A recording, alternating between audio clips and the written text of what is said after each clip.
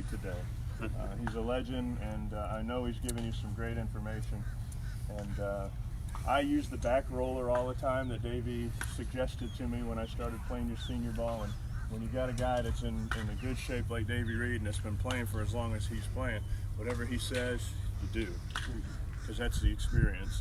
All right, who am I? My name is Bob O'Brien. I play for Team Kitty, Mike and Worth, one of the best teams in the country, and been doing this since I turned 50. Took some time off to raise a family. Played softball at an early age, took the time off to raise a family. Now the boys are big enough to stay at home when I want to go play softball. And the wife has given me permission to go do what I love to do. That's key, number one, is getting that permission. I've been on the baseball field since I was 5 years old. I'm 54 now, so you can do the numbers.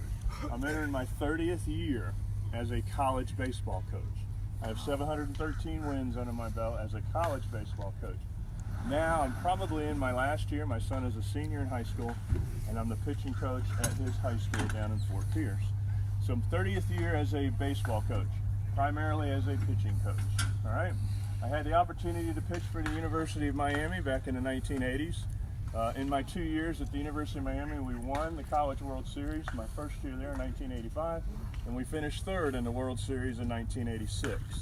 All right, from there, I went back to my junior college, started my coaching career. That's why I've got 30 years in. I know I don't look that old, but I did have 30 years. In 1987, I started my coaching career, and I've been doing it ever since. I have a master's degree from the University of North Florida. In that master's degree, I was able to do some research projects, and they gave me a choice. So one of them that I did was on the anatomical throwing shoulder, okay? So I learned just enough to be dangerous on the throwing shoulder. I also was able to do a biomechanical analysis of the baseball, softball swing. Every action, every joint, every muscle that's used throughout the three phases of the swing: the preparation phase, the acceleration phase, and the deceleration phase. All right? So I know a little bit about the science of the game. My specialty is to take that science. I've heard scientific people speak before, and when they talk, it's up here, right over your head. My specialty, because I've coached everything from, I do a camp, in December 27th, we'll have 7 to 12-year-olds at camp. And we use terms like squish the bug, take a picture of the pitcher with your belly button, all right? It's actually a scientific principle, but it's broken down so the kids can understand it, all right? So I have learned to be able to articulate to several different crowds. What I like about this crowd is when I tell a story about Ted Williams, you guys actually know who he is. All right? The kids have no idea who the greatest hitter of all time was. So it's great, and then you guys are very interested in what we're saying as well. You start talking to a teenager, they think they know it all, and sometimes it goes in one ear and out the other. This speech that I did, all right, so my master's degree is at the University of North Florida. I tell people I have a doctorate degree from the School of Hard Knocks, from the other 30 years or 40 years of actually being on a ball field. This is my life, baseball and softball. I've done it my whole life. I love it. I have a passion for it, and I love teaching it. And I love teaching it in a way that people understand, okay? From there, I did a high school coaches convention one year in Daytona, just up the road. And I did this speech. It's called Dad and His Four Kids. And what it is, it's just a simple lesson about the throwing shoulder, all right?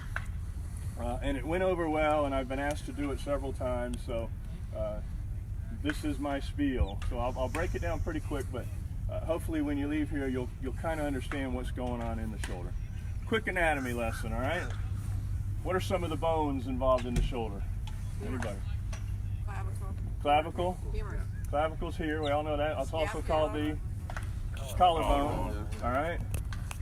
Scapula, which is the muscle, the bone in the back. Wing bone. All right. Kind of a triangular shaped bone. All right. And the humerus, which is the funny bone, or actually the upper arm bone. Okay. Those all kind of make up the shoulder. You got the acromioclavicular joint, the glenohumeral joint, all right, which is, it's a complex joint. It's almost like a ball and socket joint, but it doesn't fit in there as well as the hip does. All right, it kind of slips into the corner a little bit. And then there's a roof over the top of it and the whole 9 yards. So we're going to talk a little bit about that. All right. Anatomically correct, the throwing shoulder, this is the most comfortable position, right? Thank God. If not, we'd all be walking around all day, and we'd all be sponsored by Right Guard. But thank God this is the best way, the most comfortable way for our shoulder to sit. So imagine trying to get, the farther away from that you get, the more uncomfortable it gets. And then the anatomy changes in the shoulder when we raise our arm. What is this action here? This is the throwing a softball or throwing a baseball.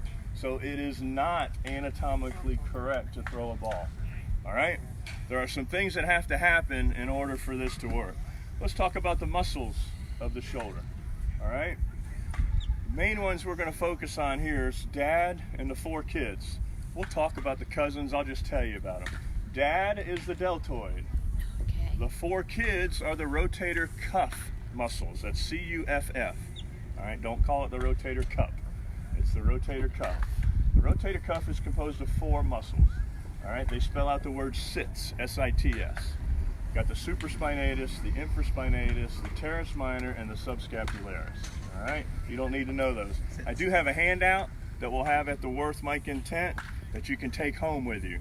Okay, so you don't need to worry about taking notes. All right, but we'll give you that before you leave so you'll have an understanding. So we've got the deltoid, which is the dad. We have the 4 kids. And then the cousins. You got the trapezius, the latissimus dorsi. All right, the bicep and the tricep also come up into the shoulder. All right, the teres major is back there. Those are all muscles that help support around the shoulder and, of course, the arm. All right, but we're not going to talk about the cousins today. We're just going to focus on Dad and the 4 kids. All right, let's talk. I'm going to use Mike Dill as my model here because he fits into this role very well. All right, so here's what happens.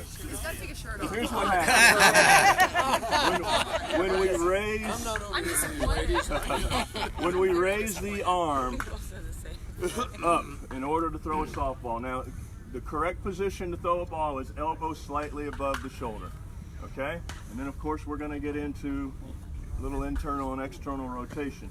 Rest that for a second. There are 7 actions in the shoulder. Why is it a complex joint? Because it has 7 actions. Abduction, adduction, extension and flexion, internal rotation, external rotation, and 360-degree circumduction. All right, those are the 7 muscles. It's one of the only joints that has that many actions. The elbow has 2, right? Flexion and extension. The shoulder has 7 different actions.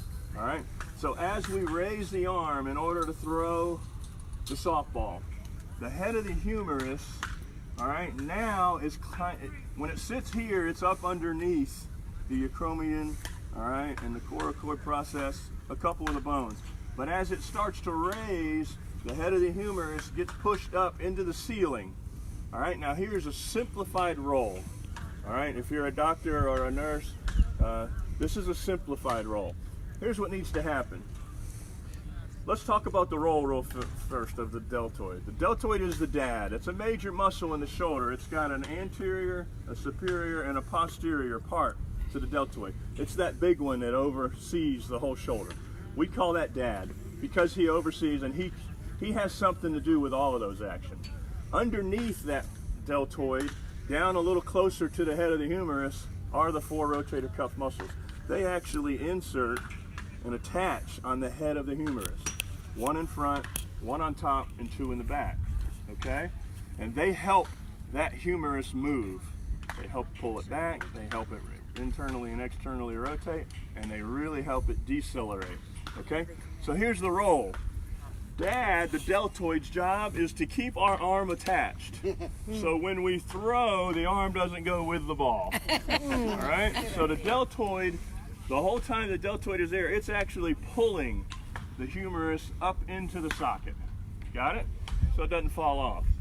When we raise that arm, the job of the kids, the simple job of the kids is to depress the head of the humerus, to pull it down a little bit away from the ceiling, all right? So when we rotate, we have some space. You with me? Yeah. Yeah. All right. So imagine this. What if Dad is stronger than the kids? If Dad is real strong, he's pulling that humerus up into the AC joint, all right? And the kids are weak, and now we go to throw. What do we got? We got bone rubbing against bone. Well, there's a nice little bursa sac in there that's supposed to be padding and cushioning, all right? But sooner or later, that baby's gonna wear out. And then you've got the head of the humerus pushing up against the acromion, coracoid process, all right? And what happens when you take a rope and rub it over a rock over a period of time? It starts to fray, all right? And then it starts to tear. And it starts out, and he's had one, it starts out as a slight tear. You keep going, what happens? It tears, it breaks. Now they've got to go into a complex area, all right, and fix that muscle. So it's as easy as that. Our goal is to make sure that the kids are stronger than The dad. Dad. Do you understand that? Yes. That's our goal, in a simplified way to understand that. If not, we've got a problem. Okay. All right? It starts out as tendinitis. That's inflammation of the tendons. All right? Then it turns into a lot worse. All right? Are you with me on that? Yep. So here's what happens. You get, and in the slow pitch softball world, we get guys that look like this. All right? Big and strong. You know why? Because they want to hit it 400 feet. Like that guy yesterday. He was hitting it 500 feet. All right? They want to hit it 400 feet. All right? But, so what muscle do you think they're hitting in the gym? The deltoid. All right? They're hitting that deltoid hard. All right? I call them the beach muscles. All right? When guys work out, they hit the beach muscles. When they look in the mirror, they see the pecs, they see the deltoid, and they see the abs. Those are the ones they spend a lot of time on. You don't see a lot of guys in the gym working on the back muscles. All right? Because they don't see it in the mirror, and the chicks don't see it on the beach. All right? So they spend a lot of time. And it's also, you know, the stronger we are, the farther we can hit it. But that works against you when you're trying to throw a ball. And now you know why it works against you, right? All right, so here's what happens. You get in the weight room, all right, and you do a bench press. That's working your pectoralis major, but it's also working the deltoid, all right? You do this one. Oh, yeah, they love that when they're in the mirror and just, you know, going strong, all right? What muscle is that working? Deltoid. Dad is getting stronger, all right? The worst one is this one. Military press, all right? That only works the deltoid, all right? So eliminate that exercise from your routine today, all right? Military press is no good. How about the pull down? It's okay because that's working your lats and some traps. Okay, so the pull down is okay, but the one that you push up, the military press, is no good. Wish you told me that before this week. Sorry, Mike. What, like 30 years ago? 30 years ago. So here's what happens, and why me? Well, I started playing the circuit a little bit, just not at the level that these guys played, but I played for a little. Started out on a co-ed team. It was fun. It was great. Then we had so many people. We got a men's team and a women's team. Then I played a little longer and got to play a couple of years against the big boys. I guess the word got around that I knew a little bit about what I was talking about, because I helped my teammates first, and then they said, "Oh my God!" So anyone that had a shoulder problem would come up to me. And then walk up to me. Bob, I can't throw from third to first. Can you help me? I said, yes, I can help you. You know, impressive, big old boys looking good.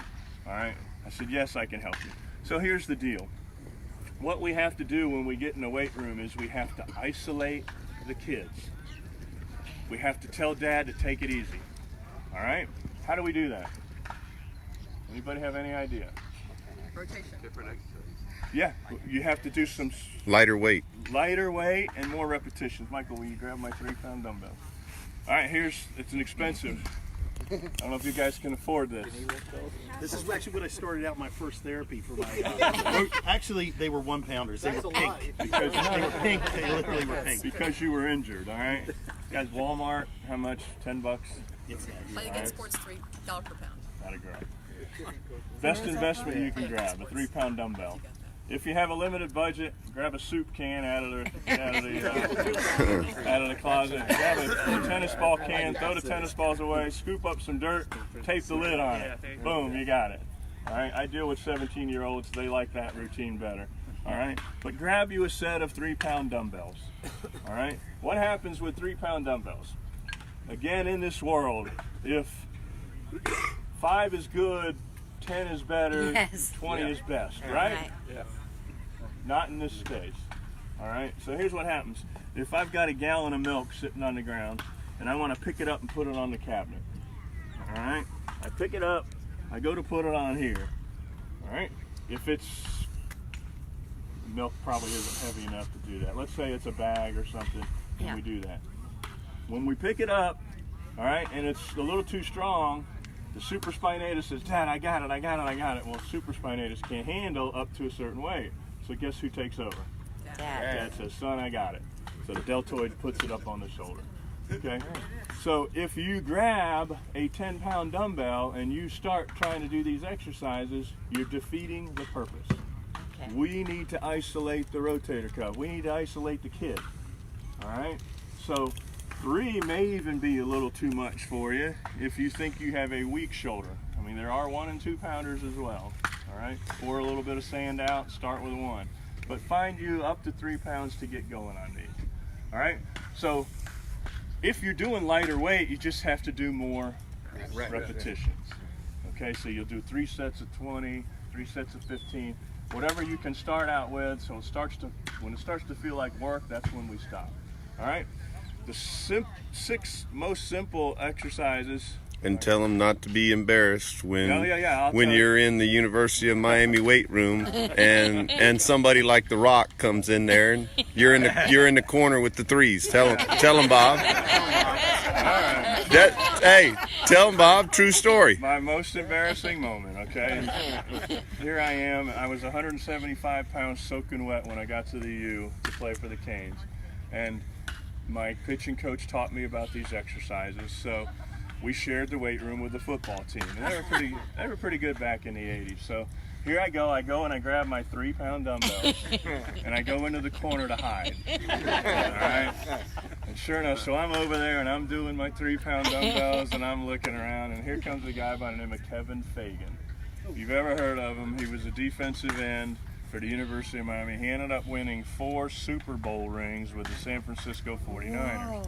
Okay. So Kevin's at the U while I'm there, and son of a gun, if he didn't walk up and, hey, Bob, don't hurt yourself over there. I see you're throwing a lot of weight around today. You baseball players, I tell you, you know. All right, Kevin, that's funny. So, you know, kind of throwing it at me a little bit, and here I am with my 3-pound dumbbells. But that's a fact of life. If you're going to a gym and you're over there with a 3-pound dumbbell, you gotta have a little bit of pride, right? Because when that big bully comes up and says, what are you doing? You know, don't be embarrassed about the amount of weight that you have. Okay, no matter what you're doing. If it's biceps, triceps, it's not a competition in the weight room. You're not there to outlift the person that was before you. You don't have to grab that bar that's on there and throw it around, because you could hurt yourself. All right? So yeah, that's my Kevin Fagan story. He's a friend of mine now. He actually coaches women's fast pitch softball at the junior college over in Ocala, just down the road, and does a real good job, has a great program. And I've told him that I use this story all the time, and he laughs. He says, I don't remember doing it, but I probably did. You did. I wouldn't lie about that. So, yes, you can't be embarrassed about these exercises. All right? I'm going to show you the 6 that I started with. Dr. Job. Dr. Job was one of the original doctors that came up with exercises for the rotator cuff. And I'm just going to show you a couple real quick. When you really want to get into it, internet's great. Internet, Dr. Job's, rotator cuff exercises, and boom. And they've added some more to it. But they're as easy as this, gang. 3-pound dumbbells. J-O-B-E. J-O-B-E, Dr. Job. They're as easy as this, ready? Boom. All right, boom. Nice under control. You do not need to go above the shoulder. Right there. Doesn't seem like much, but you get into that 20th one and you're going to start to burn. And you can start with no weight, all right? You can just do the action itself. All right, number 2, right here. All right. Now you'll see versions with the thumb up. You'll see versions with the thumb down. All right. We started with these back in the day. The science may have changed them a little bit.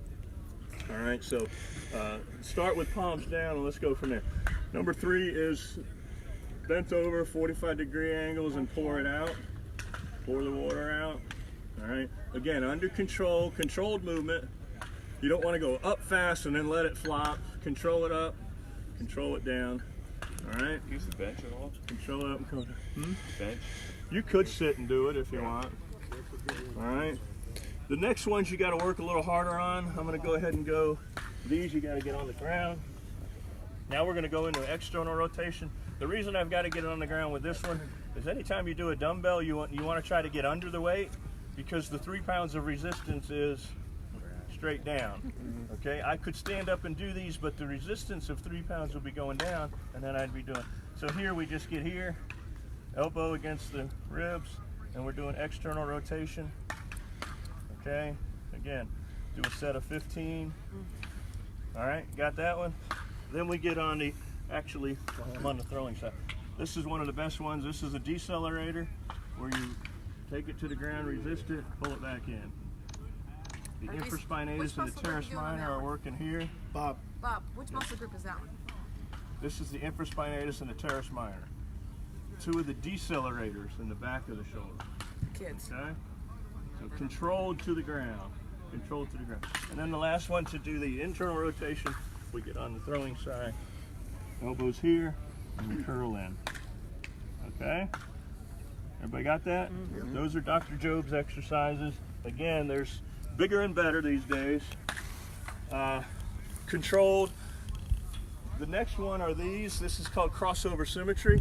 If you got $125, it depends on your budget. You got $10, $125, but those are wonderful. Crossover symmetry comes with a couple different weights, bands. The exercises are right there on the board, right in front of you. All right, it tells you exactly what to do and how many to do. It's got 4 levels of exercise. There's a beginner's level, and there's a plus level, and there's a recovery level, core. Different colored bands for different All right, resistance. those are called crossover symmetries. I've got this at home. There's It's a lot. Davey really had cool. the tubes out for you and doing the whole 9 yards. And you know, there's a whole bunch There's a of strap for the door. If you don't have a fence to hook to, you can take that strap on the ground by his foot and put it on a door, and then you can clip to that. It's a bag for crossover symmetry. Crossover symmetry. No, I have this at home. 3 times a week, just like listen. All right, we do your exercises. What happens when we exercise a muscle? It breaks down. We tear it down a little bit. And the human body is a wonderful thing. All right, you just tore down the infraspinatus because you did a lot of reps with a certain amount of weight. And then the body says infraspinatus, infraspinatus. So boom, it sends blood to the infraspinatus. What's in the blood? Oxygen and nutrients. And what does it do? Some Bud Light, yeah. What does it do then? It repairs the muscle. And when it repairs it 3 times a week, it actually gets stronger. Okay, so that's how we get a little bit stronger. All right, we got to tear it down and let the body build it back up. So 3 times a week, these you can do in your living room while you're watching Dancing with the Stars, or whatever it is you watch. Okay, start with 3. You'll start to feel it burn. You know, start with 3 sets of 10, and then from there you can just write it down because we don't have a photographic memory anymore. Write down how many you did and on Monday night, and then you have to give yourself 48 hours to repair. All right, so 2 days later you can get back in there and do them again. So you're not doing that sequence of 6 every day, Not every day. every other day. Every other day, Yeah. 3 times a week. Yeah. All right, will be enough to get you going. Okay, and then recover, and then and I would get out on the front end before you have an injury. Get out and do these. How many people have been doing these? Raise your hand. Yeah, Version of not it. many, Yeah, right? version of it. Yet we get out there on Weekend Warriors and we throw all we can, right? Yet we haven't done anything. How many guys knew about this? How many people think this was pretty cool and now you understand what's going on in the shoulder? Your arm got All right. years got really. Yeah. And then you can get into a long toss routine, play catch. Play catch when you're out there, but get yourself warmed up properly, all right, before you pick up a ball. Most of the injuries are a guy didn't warm up good, he goes out to right center field, all of a sudden he's got to throw one as hard as he can from right center to third base. Boom. All right, he stretches it a little bit. Now the tendonitis has started and the process has begun. Do you ever increase the weight on these? Do you ever increase the weight? No, you don't increase the rep. Increase the reps. Don't increase the weight. Because if you get up to 5 or 6, Deltoid, all right, dad. The supraspinatus says, oh, I can't handle that's too heavy, so dad takes over. And now you're strengthening dad again, and we don't want that. Are those muscles what they repair in Tommy John surgery? No, sir. Tommy John is an elbow. That's an elbow? Yeah. Okay. Tommy John is the ulnar collateral ligament that connects the ulna to the humerus. Okay, and it breaks from hyperextension, overuse. Okay, yeah, totally different than Tommy John. Bob, when you get up to, let's say, 15, 20 reps, if you do, then you just stick with that, I guess, or you try and keep going more? Now you go to 25. So you can just keep trying going as many Still, as it you can go. really feels like work. Yeah. You'll know when you're at a nice number Yeah. to stay at for a little Yeah. while. Hey Bob, Okay. when you go from like your lateral, you do your lateral, just say he was did 20 reps. Yeah. Do you take a break before you go to the front? Yes, That's yes. why I'm yeah. asking. Get a sip of water, just like any other. I mean, you can do probably 3 sets in a row because it is a different muscle. Okay. Yeah. All right, and then you can get on the ground and start hitting the decelerators. The infraspinatus and the teres minor are great. Imagine that, throwing it as hard as you can and that arm getting fully extended. All right, so that arm is getting. It wants to leave the arm. So the infraspinatus and the teres minor, they originate on the scapula, and then they come up and grab on here. So as that arm is stretching, those 2 muscles are holding on. Hey, stay here, stay here, stay here. Okay, so they really work on the deceleration part. But the subscapularis and teres minor, one of them helps elevate, the other helps pull the arm forward and through. So all 4 of the kids have something to do with the throwing action. So we've got to hit them and hit them hard with them. Yes, sir. When you go to the ball field, before you start throwing, what kind of stretches or exercises? One You just arm do circles. shoulder? Remember the old days of the arm We did circles? the arm Davey was circles. doing that yesterday. Yeah, arm circles are great because what are we doing? What are we increasing when we do arm circles? We're sending blood to the shoulder, and in the blood is oxygen and nutrients, and that helps warm up those muscles. Start with your arm circles. Grab the bands. You can do some internal rotation, external rotation. You can do several of different things. Just like Davey had you doing some stuff right there. Now we've got internal rotation, external rotation, and just the repetitive action is increasing what's the body saying right now? Blood. I need blood to the shoulder, blood to the shoulder, blood to the shoulder. Okay? So your surgical tubing, I use weights to strengthen at night. All right? I use surgical tubing bands to warm up. Okay? Anybody, is that? Any other questions on it? Yes, sir. So how do you balance? You're working on the dads and the kids. Working on the kids. When do you start working on the dads? In other words, you don't want to get the dads still stronger than the kids. You can do some dad stuff, but again, if you're doing curls, if you're doing some bench press, if you're doing some flies, dad's going to get his own, but just don't go crazy with it. All right? Avoid the military press. If you do the military press, do some light weights and just do some reps. You don't want dad to not be there. You do want to have your deltoid because he's pulling the head of humerus up there. But try to just be conscious that the deltoid it's a major muscle in the shoulder, and he gets his work in. All right. You pick up a bag and put it on the thing. The deltoid will do it. And anytime you're moving something in the garage, the deltoid's doing the work. Dad is pretty efficient. Any other? Yes, sir. So you work in both arms. I know you don't throw from both Yes, arms. we always want to keep balance in our body. We want to keep balance. But just think that other arm actually you know, to throw a ball, that front arm, you know, gets up there as well. So there's plenty of times we elevate, even on our follow through in the swing, the subscapularis, supraspinatus are both being used. Okay, so yes, try to do both arms. All right, any other questions? So increasing the flexibility of those smaller muscles and making them stronger through the repetition with the weights, that can actually help with other things like your swing, correct? Exactly. It's a joint that we use. You'd be surprised. Hurt one of those muscles and you'll realize how often we use the shoulder. Putting something up in a cabinet, hugging, you know, you lose the ability to hug. You know, we use the shoulder. It's the thumb and the shoulder. You never know how much you use them until they're injured. Then you say, wow.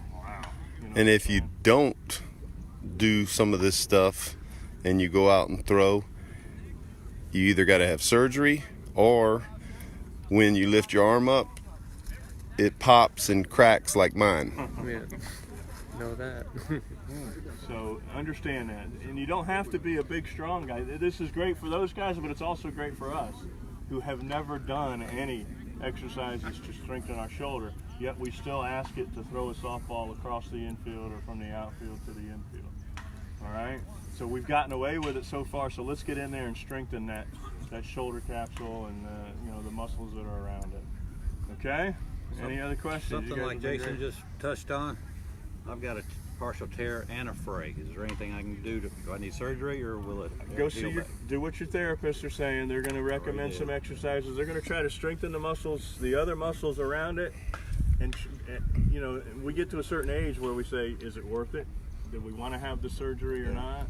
And you know, I am not a doctor. They say it's a long recovery. Yeah. It is, but if it's if your quality of life is not good because of the injury, then you really got to think about going in and doing it. So, but they may try to do it just by strengthening around it and see if the other kids, or maybe now deltoid, maybe you want dad to be strong now, because he can do the same thing that muscle. Which one is it? Do you know? That's The injured? super and the infra. Okay, so you got a couple of them. Yeah. So maybe then they'll want you to strengthen the deltoid so you can still do some of those things, but not at a great extent. Great questions. Anybody else? Yes, sir. We play just about year round down here in Florida. Can you do these exercises during the playing season? Sure. So you get caught in like in a week when your muscles are building up. It's not gonna. No, Monday night, Wednesday night, Friday night would be great for you, and you're ready on the weekends. Or do Sunday night, Tuesday night, Thursday night if you don't want Friday night. Because a lot of times we play on Fridays, right? The other question is the traps, not the triceps. Is that building up the dad, or what is that? Well, a lot of times on a tricep you'll isolate. You know, you can do some tricep extensions where it's isolated. You can do some tricep extensions on the machine. You know, if you're here and doing triceps, dad becomes a stabilizer. You know, to hold your arm up, but then you're isolating the tricep there. Again, deltoid's going to get his work. You want to let him do some things. You just don't want to isolate him, all right? And really, you know, and get him that much stronger. He's going to get his work on all the other things that you do. Okay. Thank you. Yes, sir. Bob, I had a question. I was just going to ask everybody, because has anybody here ever had a rotator cuff surgery besides me?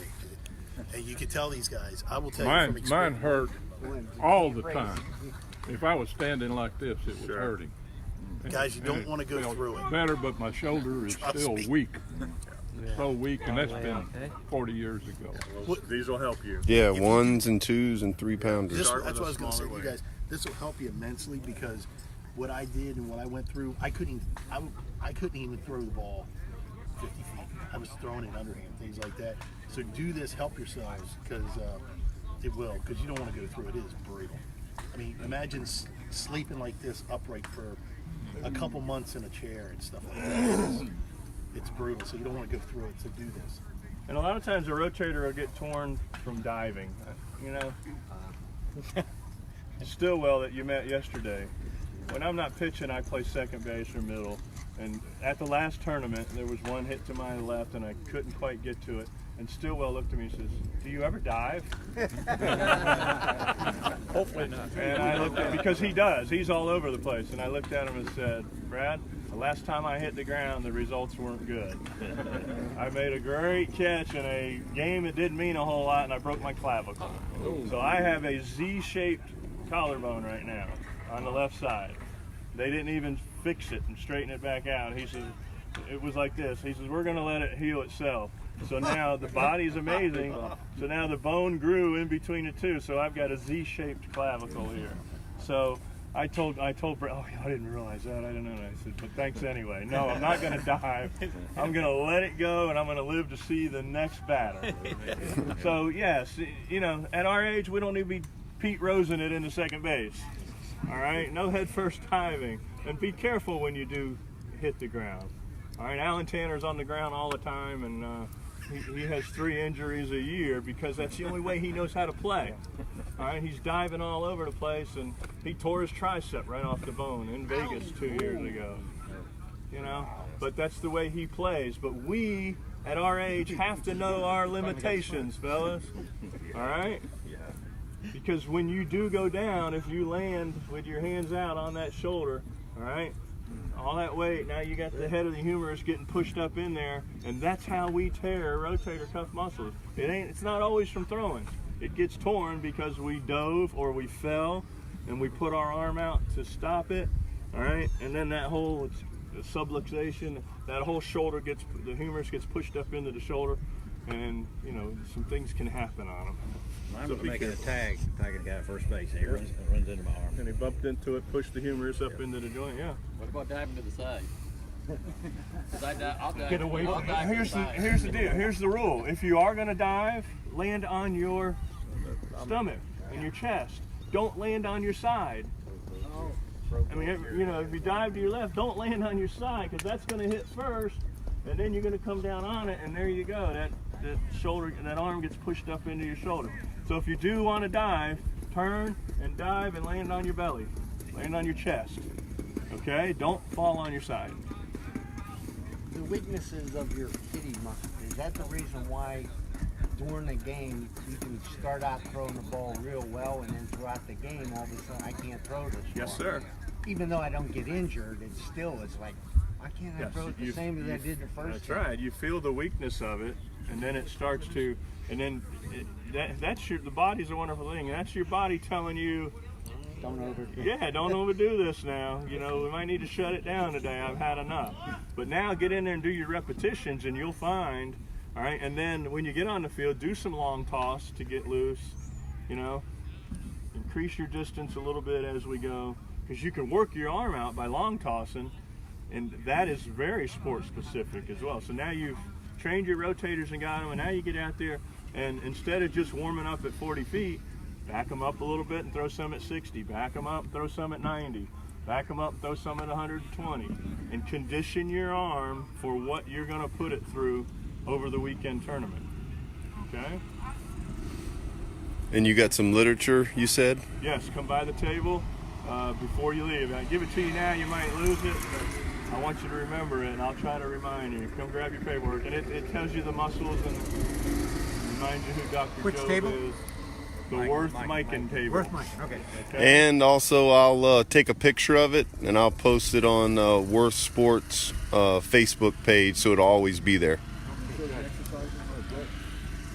I didn't get into the whole exercises thing because, like I said, the internet's a wonderful thing. I showed you the 6 basic Jobe exercises here, but just do Dr. Jobe rotator cuff, and boom. And there'll probably be some videos to show you them a little bit. We didn't have the time to really get into it today, so I teased you with them, but you can get in there, and if you don't know what the internet is, see one of your kids.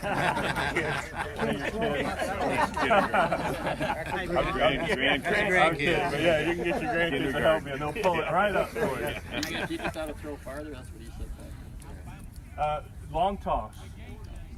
I'm teaching you, yes, this is all part of the puzzle. I'm teaching you how to strengthen that shoulder joint, all right? And now when you get out here to throw, start your little routine on what we call long toss, all right? And yes, you're going to be able to, you'll be surprised. It's just like working your weights, all right? When you get out here to throw, get your partner and throw 10 at 40 feet, and then back him up to 50 or 60 feet. Throw 10 more. And then go until it starts to feel like work. I wouldn't recommend that the first day before a tournament, but I do recommend it, you know, on a Wednesday night. If you can get out in the yard and do it, yes. We can condition the arm just by throwing and throwing and throwing and increasing your distance and your length. And that's going to help you throw it harder and farther, yes sir. But start with strengthening those muscles so we don't get to that point where it starts telling you, oh my God, no more. All right? And then one more comes and you want to be a hero and throw that guy out at the plate, and boom, oh man, something just popped. Do you like throwing the heavy ball or football? No, I don't like doing the heavy ball. All right? The football is yes, you can throw a football, but it's a fun way to be throwing. Yeah. Okay. Yeah, I've seen the cannonball. Some people have. The over/under stuff is, I think it's great for the professional athlete and the college athlete, but for us, we don't need over/under. No, don't throw the light ball. Don't throw the, don't get out on the tennis court and start trying to throw a tennis ball. Teenagers, all right. Guy, we get him in shape. He's perfect. Blah, blah, blah, blah. He went to the fair. You know where I'm going, right? There's that radar gun at the fair. There's the girlfriend over the shoulder. Watch me. No warm-ups or nothing. He grabbed the ball and threw 3 of them as hard as he could. 75 miles an hour, on the radar gun, and boom, coach, my arm. I don't know what I did. Yeah. Find out later what he did. He went to the fair, tried to impress his girlfriend, because the guy that just threw ahead of him hit 80, and oh my goodness. So be smart with it. All right, be smart. You must warm it up. Get yourself warmed up properly. And some of us, we just don't get to the field in time. We pull up at game time and we run out there, and same thing with the hamstrings, and guys, we're not as young as we used to be. All right, you've got to prepare your body for it. And even today, I just took all your warm-up time. Spend a little time now and get yourself going again. Yes, sir. Back to the diving. A lot of times that's just part of the game, Yes. It's a reaction. Yes. You're going to dive. Diving, hyperextended elbow, and I've got a bone chip. Yep. Well, it don't just hurt you. It hurts you trying to bat and extension. Sure. I play with a pacemaker and a defibrillator, so I can't have the MRI. Okay. There's certain tests I can't have, and so what exercises? If the chip moves, it's sensitive to the touch, but the real problem is trying to get extension. Have you ever talked about getting the chip removed? Yeah, well, like I said, we're limited on the test we can run, It's actually a hole in the bone like deal. Yeah. And I might have to get to that point. I've been there. I had a bone chip removed from my medial epicondyle of my elbow. You know how I got it? Playing basketball in the wintertime when I shouldn't have been.